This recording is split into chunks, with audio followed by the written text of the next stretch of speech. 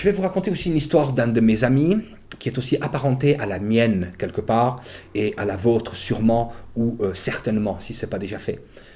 Parce que lorsque j'ai un ami qui me dit qu'il a arrêté de fumer et puis qui me raconte une année après, lorsqu'il a recommencé, bien évidemment c'est ce que nous ne voulons pas, c'est recommencer, c'est que le problème, l'ayant tellement dit autour de lui, à ses parents, à ses amis, à son travail, dans les bars, et puis comme l'envie, et ce sont ces mots, quand l'envie le taraude, il a le cerveau qui est taraudé par le petit lutin qui lui dit mais va acheter un paquet de cigarettes, va chercher une cigarette, fume, tu as besoin, tu as envie, tu es mal.